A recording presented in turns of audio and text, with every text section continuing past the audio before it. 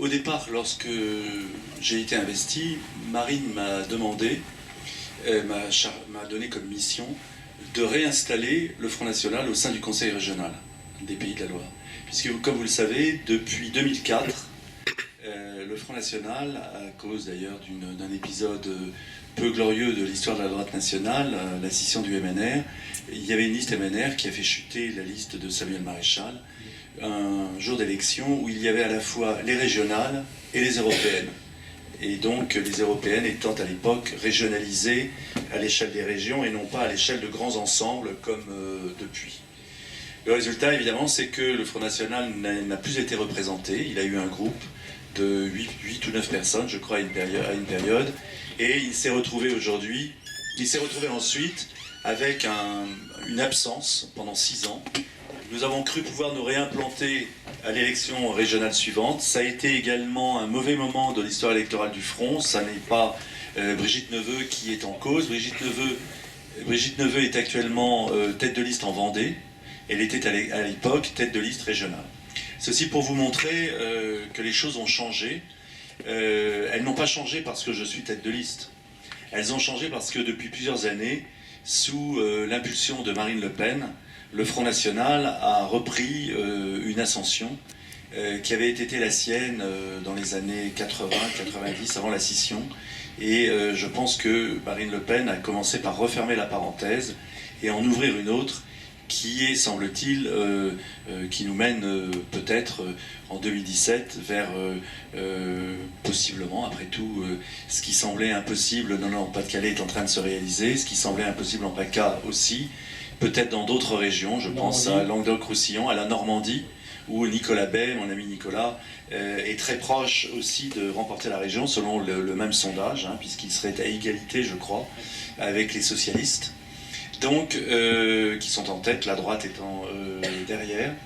Voilà, il y a évidemment Florian qui, dans la région Est, Champagne, Ardennes, Lorraine, est donné aussi comme gagnant potentiel. Et puis vous avez également quelqu'un dont on parle moins, c'est Sophie Montel pour la Bourgogne-Franche-Comté, qui est aussi, selon certains sondages, très proche d'une possibilité de victoire. Voilà. Et puis il peut y avoir peut-être une surprise en Rhône-Alpes, parce qu'après tout, l'histoire électorale montre que le Front National a souvent eu ses victoires à l'arraché à la dernière minute.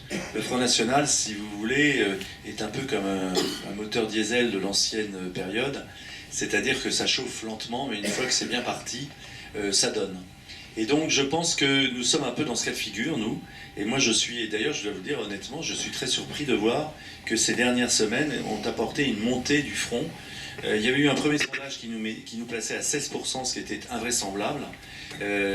Uniquement d'ailleurs dans un sondage qui avait été fait dans toute la presse régionale française. Et bizarrement, il n'y avait que dans l'Ouest, c'est-à-dire les Pays de la Loire et la Bretagne, qu'on nous faisait perdre 5 points par rapport aux européennes et aux départementales. J'avais trouvé ça illogique. C'était un sondage aussi qui plaçait M. Clergeau, Christophe Clergeau, le représentant du Parti Socialiste, assez bas. Je trouvais ça assez étrange et je n'y avais guère cru. Donc finalement, on s'aperçoit que la vérité revient par d'autres sondages, d'autres instituts, ou peut-être l'évolution de la campagne, je ne sais pas. Toujours est-il que voilà, nous sommes aujourd'hui à un niveau, je pense, minimal de 23-24, peut-être 25 au premier tour, et ensuite il y a toujours une progression au second tour, puisque nous avons une réserve de voix, c'est la liste DLF, qui est donnée dans ce sondage à 4% avec le soutien de Philippe de Villiers, lequel Philippe de Villiers a dit que s'il était en PACA, il voterait Marion Maréchal Le Pen. Donc, si vous voulez, votant Marion Maréchal Le Pen, ça signifie que, comme il avait dit ici qu'il soutenait Madame Baye de Gessé, qui était une ancienne du MPF, une ancienne conseillère régionale MPF de son parti politique vendéen, parce qu'elle était la souverainiste contre le mondialiste, désignant ainsi Bruno Retailleau, si nous sommes présents au second tour, ce qui est assuré maintenant, Madame Baye de Gessé, quel que soit son résultat, ne pourra pas être présente au second tour, puisque pour être présent au second tour, il faut dépasser les 10%. Une partie de son électorat, immanquablement, s'agrégera à l'électorat du premier tour du Front National. Et donc je pense que nous avons une marge de progression. C'est pas une marge énorme, mais vous savez, 1 ou 2 points de plus au niveau régional, ça peut être 1 ou 2 élus de plus. Et moi, mon objectif, c'était d'essayer d'amener, si possible, j'avais dit aux journalistes d'atteindre les 25%, j'ai l'impression qu'on peut y arriver, et ils n'y croyaient pas. Et puis une vingtaine d'élus régionaux sur 93, ce qui est quand même un superbe résultat si ça se produit. Et ça ne serait que 18 ou 19, ce serait déjà magnifique quand on part de 0, et de 6,5 ou presque 7% lors des dernières élections régionales. Voilà. Donc je vous dis cela parce qu'il ne s'agit pas de faire de l'autosatisfaction. L'autosatisfaction en politique, ça n'apporte rien. Il s'agit de montrer que nous soyons bien conscients que tout le travail qui a été fait ces dernières années de modernisation, d'adaptation du Front National ne s'est pas fait contre le passé du Front National, mais c'est fait pour l'avenir du Front National. Et nous le vivons aujourd'hui. Et moi qui ai vécu depuis l'âge de 16 ans toutes les périodes de l'histoire de la droite nationale, y compris parfois des périodes difficiles ou un peu, comment dirais-je, aigres, puisqu'il y a eu des disputes, il y a eu des divisions, etc. Je dois dire que voir cela aujourd'hui, pour moi, à 60 ans, c'est quand même une grande joie. Voilà. Donc je vis en ce moment, je ne dis pas que je suis sur un petit nuage, parce que je ne sais pas si c'est... Je ne peux pas anticiper le résultat. C'est peut-être celui de la fatigue, parfois. Puisque vous voyez, aujourd'hui, par exemple, hier soir, il y avait le grand débat à Nantes. Ensuite, nous avions un dîner-débat, toujours à Nantes, à Basse-Goulaine. Après quoi, je devais être au Mans ce matin à 10h.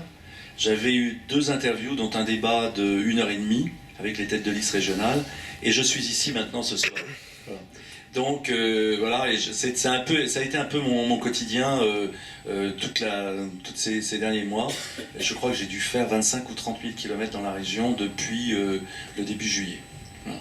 Donc ceci pour vous dire que je me considère comme un militant. Je ne milite pas toujours de la même façon que j'ai milité dans le passé. C'est vrai que j'ai collé beaucoup moins d'affiches que j'en aurais collé dans d'autres campagnes. Distribué beaucoup moins de tracts. Mais je pense que demain, d'ailleurs, je vais aller distribuer des tracts avec mon ami Paul Le Morvan et son équipe de la Mayenne. Vous savez, l'ancien responsable de la Fédération de la Mayenne, pour ceux qui l'ont connu. Voilà. Donc, ceci pour vous dire que nous sommes tous des militants et que ceux qui seront élus resteront des militants. Et je crois que ça, c'est une dimension qui échappe totalement aux partis qui sont ceux auxquels j'ai été confronté. Je vois des gens intelligents, parce qu'il ne faut pas mépriser nos adversaires, ce sont des gens intelligents. Ce ne sont pas forcément des gens tous désagréables. Ce ne sont pas des gens sans idées, sans propositions. Mais on voit bien que ce sont des gens de pouvoir qui sont dans une optique de carrière politique. Et si vous voulez, si je prends mon cas, moi, qui ai été très engagé professionnellement dans la politique, hein, comme l'a rappelé Jean-Claude, après j'ai arrêté pendant 15 ans. Quand j'ai cessé mon mandat de conseiller régional, volontairement d'ailleurs, je souhaitais faire autre chose. Et pendant 15 ans, j'ai arrêté d'être actif. J'étais adhérent de base. J'étais dans la région d'ailleurs. Et j'ai repris tout dernièrement par idéal. Parce que j'ai senti que Marine Le Pen était en train de faire du Front National un parti qui avait, j'allais dire, la capacité d'exister pour mes propres enfants, qui sont pour certains de jeunes adultes, voire un peu plus. Et donc voilà, je me suis dit, là, moi je ne peux pas laisser filer, laisser faire. Je vais essayer de mettre mon expérience, mon savoir-faire au service de la cause commune. Nous avons donc rassemblé une équipe régionale qui est très diverse, qui comprend des gens d'horizons très différents, d'origines politiques ou de formations extrêmement différentes. Et je pense qu'ainsi, nous avons une diversité qui est bien à l'image du peuple français. Si nous regardons notre liste, et elle est vraiment... nous avons tous les milieux sociaux, toutes les professions, tous les types de diplômes, de formations, tous les grands secteurs de la société. Et je pense que ça, c'est vraiment la richesse. C'est ce que M. Retailleau, avec beaucoup de mépris, c'est le grand défaut qu'il a. Il est toujours extrêmement méprisant pour ses adversaires. Il nous avait dit au cantonal, enfin au départemental, oui, vous présentez des candidats inconnus qui sont hors sol, m'avait-il dit. Et comme à l'Île-Dieu, nous avions présenté un habitant de la Vendée qui n'était pas, je ne sais pas comment on dit, lieutin ou habitant de l'Île-Dieu, il avait eu ce mot assez méprisant dans un débat là, à Saint-François. Il m'avait dit « Est-ce qu'il a seulement vu un poisson ?»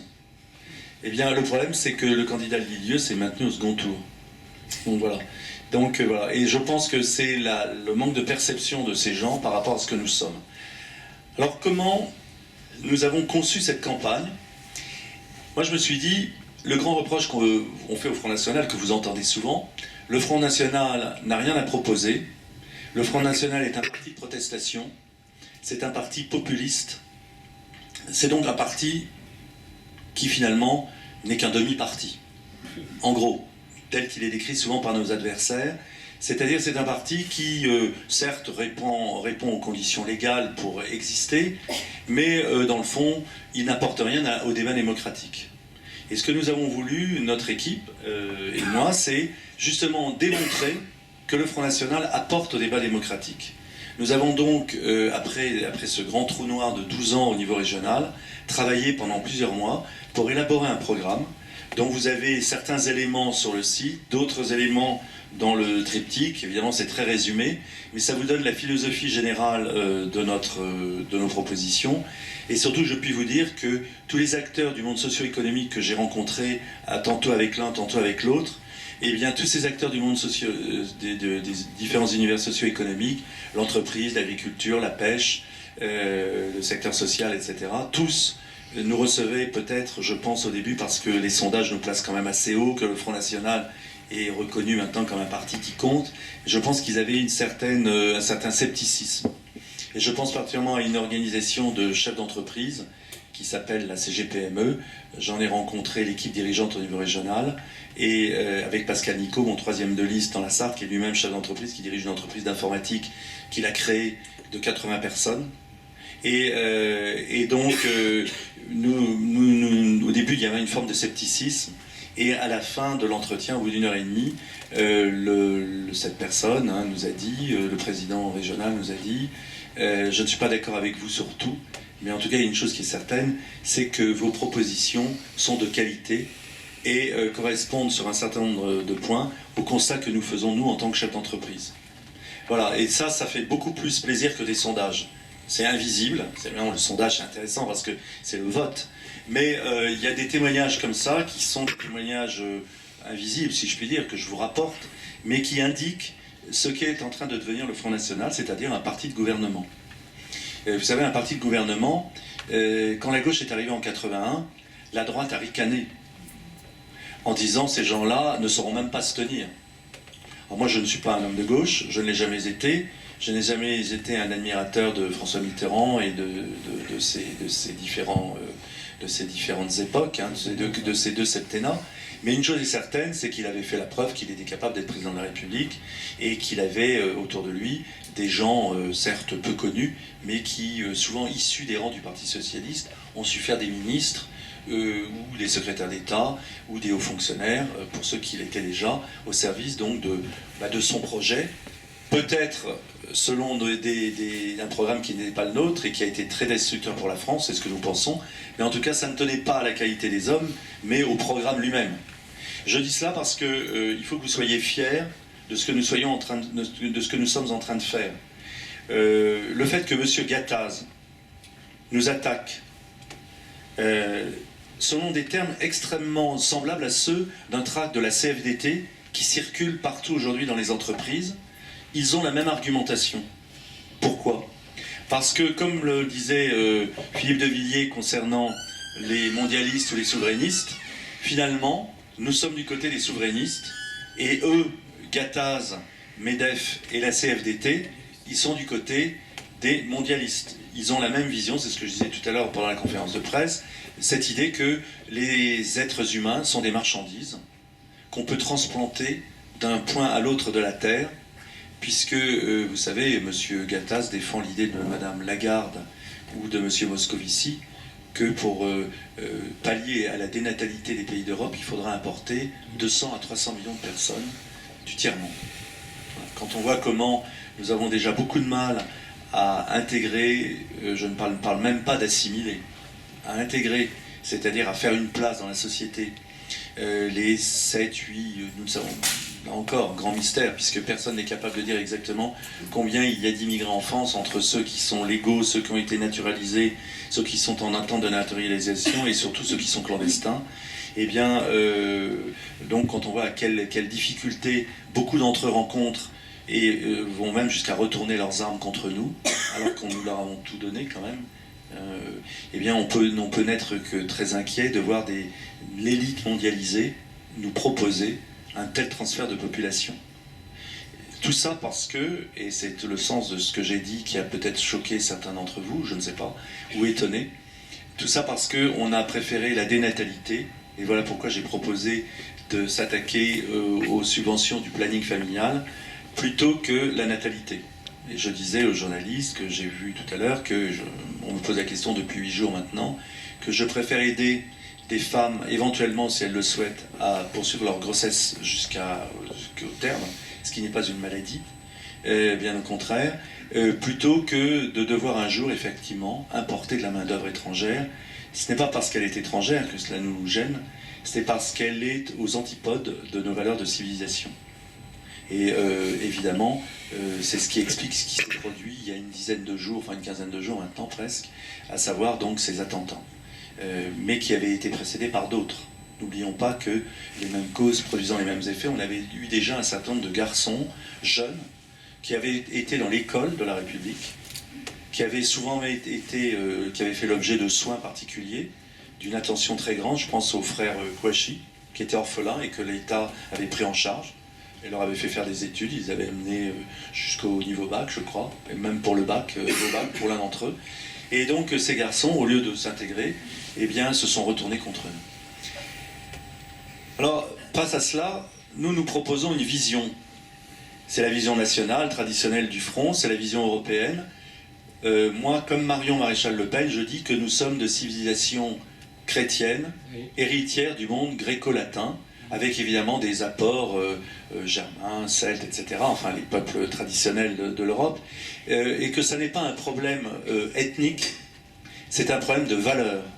C'est-à-dire la France a su assimiler dans son histoire des peuples d'origine très différentes.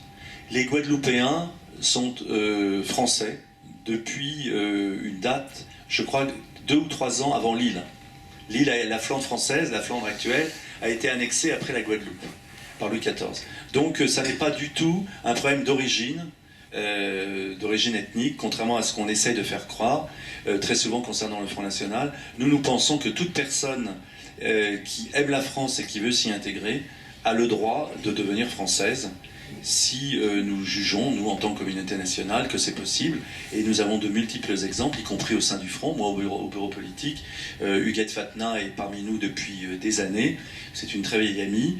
Et Huguette, qui est originaire des Dom-Tom, qui est d'un noir d'ébène, est une des meilleures militantes du Front National et une des plus attachées à la notion de nation française. Voilà. Alors qu'elle est vraisemblablement, comme tous les gens de son île d'origine, descendante d'esclaves noirs. Puisque ces gens-là ont eu le malheur, malheureusement, de vivre cela. Et donc la nation française rachète tout, mais à condition de vouloir s'y intégrer. Et c'est ce que ne comprennent pas les gens qui actuellement nous disent que nous sommes en guerre, sans nous dire contre quoi, et comment, et pourquoi. Si effectivement, nous sommes en guerre uniquement pour faire de la police, ça ne fonctionnera pas.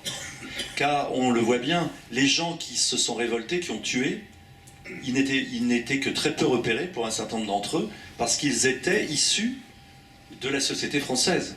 Ils vivaient au sein de la société française. Ils ont à un moment basculé, ils ont eu une période visiblement où ils étaient bien dans la société française, et à un moment ils se sont sentis moins bien, et il y a là un problème qui doit attirer notre attention. C'est que ces gens-là, je pense, n'avaient pas compris ce qu'était la France parce qu'on leur avait jamais expliqué.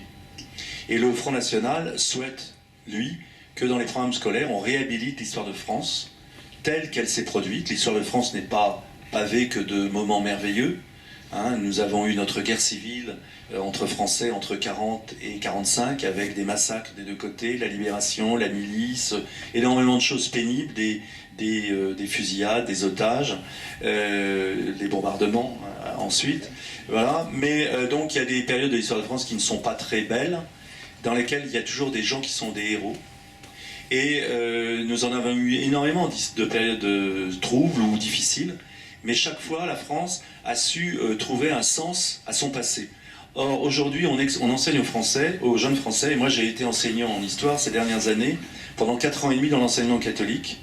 J'ai repris notre activité il y a 2 ans de chef d'entreprise, et ce qui me frappait, c'est que les manuels n'enseignent plus ce qu'a été réellement la France. Les programmes d'histoire sont morcelés, les programmes de géographie aussi, et on ne privilégie pas l'histoire et la géographie de la France.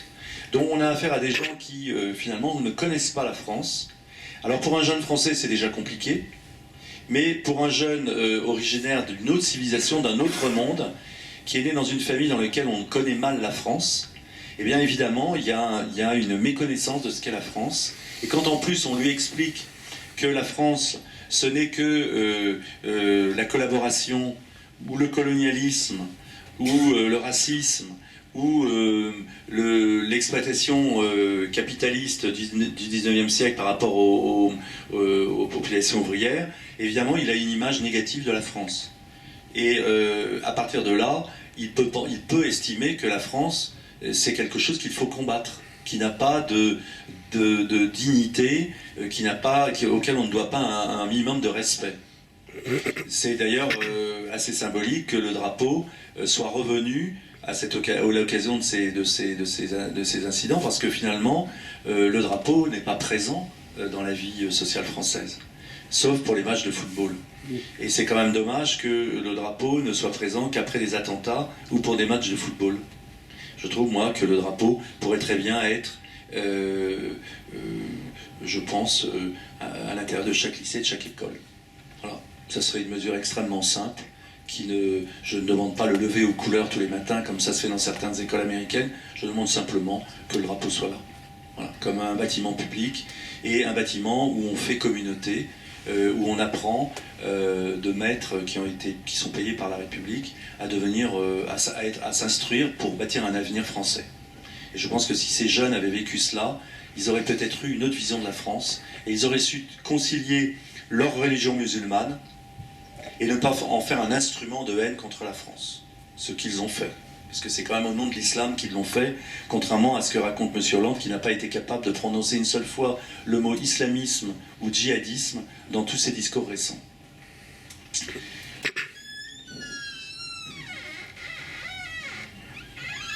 Je salue Brigitte Nedelec, qui est notre deuxième de liste en Loire-Atlantique, et son mari.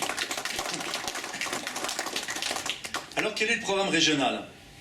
Parce que nous avons bâti un programme régional. Après vous avoir fait cette perspective générale, ce programme régional, nous avons voulu un certain nombre d'axes. Alors je ne vais pas rentrer dans les détails, je vous poserai les questions si vous voulez. Et même je le souhaite, c'est le moment. Premièrement, baisser le budget. Vous vous souvenez de la fiche que vous avez collée ? Chômage, impôts, immigration.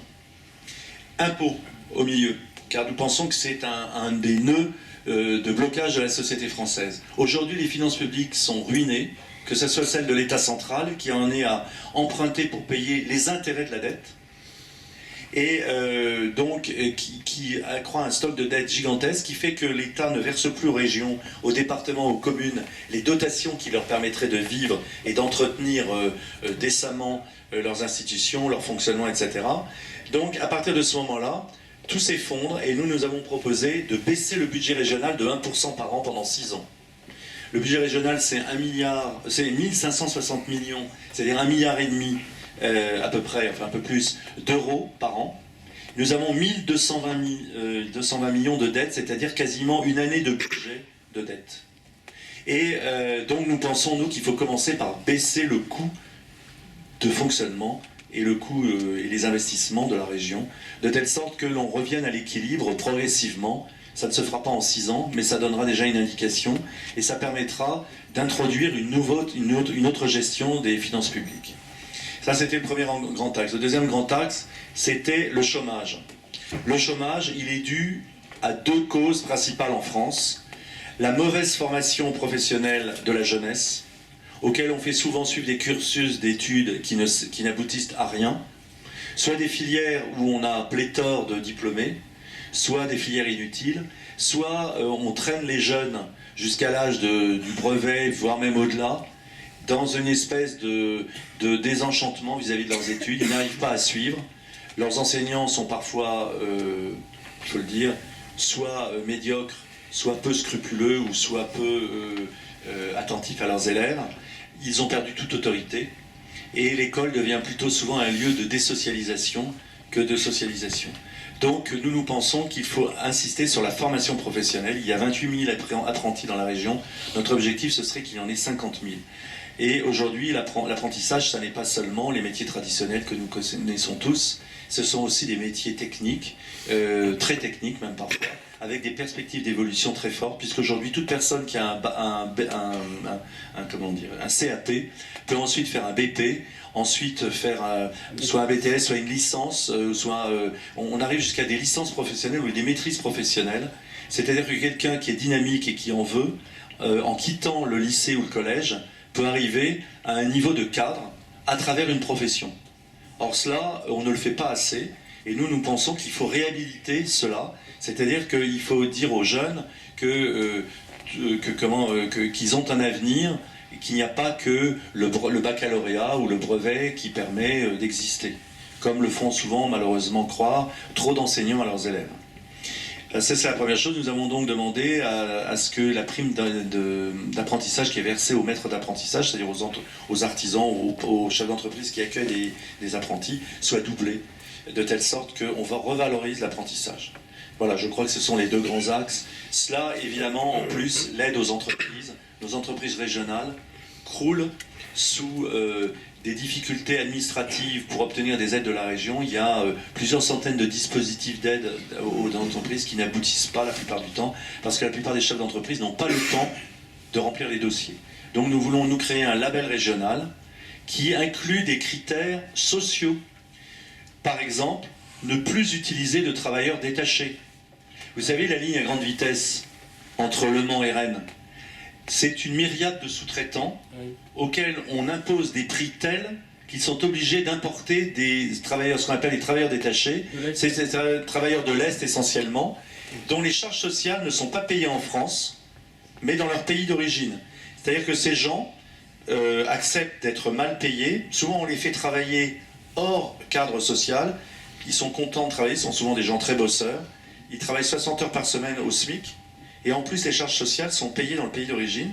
Donc le chef d'entreprise français, ça n'est pas forcément un égoïste ou un salaud, c'est quelqu'un qui est soumis au-dessus de lui à d'autres entreprises qui elles-mêmes sont soumises à d'autres entreprises. Souvent le sous-traitant il est au 3e ou au 4e rang, car il y a des grands groupes du style Vinci, le groupe qui veut construire un aéroport inutile à Notre-Dame-des-Landes, qui impose à leurs sous-traitants des tarifs tellement bas que ça fait une espèce de chaîne de misère et de difficultés. Et à un moment donné, qui est-ce qui trinque? C'est le travailleur français qui n'a plus de travail parce qu'il est devenu au SMIC, même au SMIC, trop cher. Et donc, il y a une phrase qui est souvent répétée, je crois, par Marine Le Pen, c'est que les travailleurs pauvres des pays riches enrichissent les riches des pays pauvres.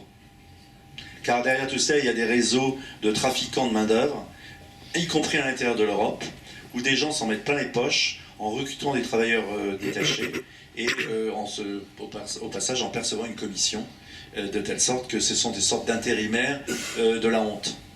Voilà. Et évidemment, les travailleurs français, après, eh bien, il leur reste les restes. C'est-à-dire le chômage et les petits boulots, particulièrement pour les jeunes, et les emplois précaires, c'est-à-dire le CDI devient une exception et le CDD devient la règle.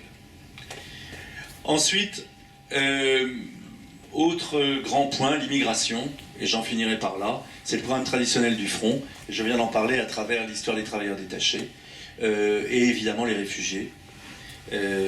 Ça a fait beaucoup ricaner la jeune journaliste d'Ouest France, qui comme beaucoup de journalistes souvent, pense qu'elle sait tout, alors qu'elle n'a rien vu, si ce n'est une feuille de papier et un stylo. Ils sont de gauche.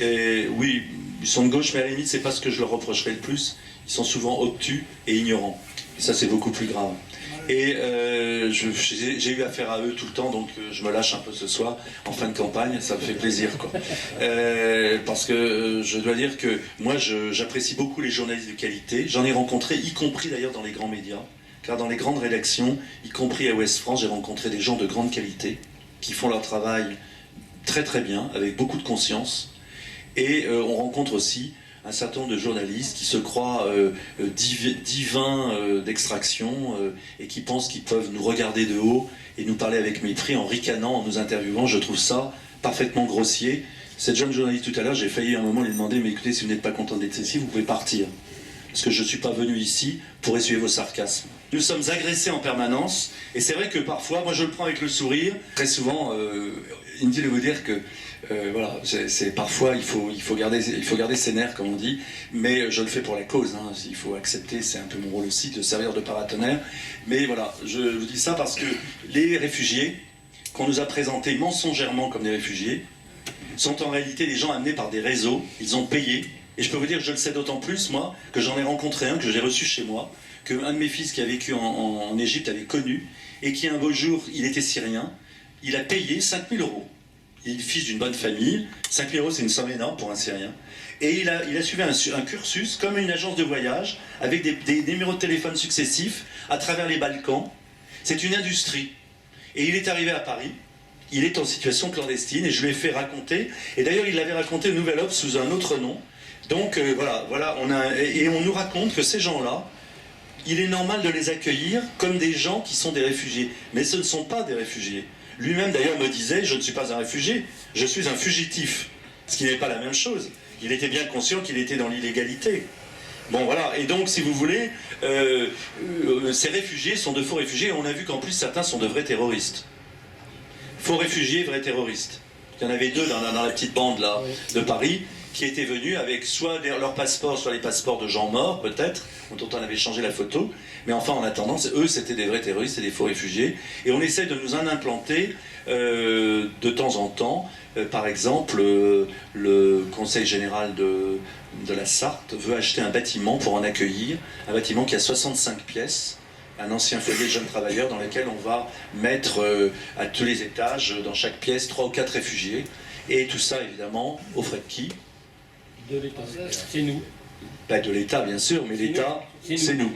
Voilà. Donc, et comme si vous voulez, les Français aujourd'hui croulaient sous l'or et la richesse depuis 10 ans, alors qu'au contraire, la situation se dégrade, et que même maintenant, les classes moyennes connaissent des difficultés économiques. Ce qui est quand même une nouveauté dans la France, où les classes moyennes ont toujours été dans une certaine aisance. Voilà, donc c'est ce que je voulais vous dire comme programme, c'est très schématique. Je pourrais répondre à vos questions, mais je préfère m'arrêter parce que si vous voulez avoir droit à la parole, il faut me faire taire.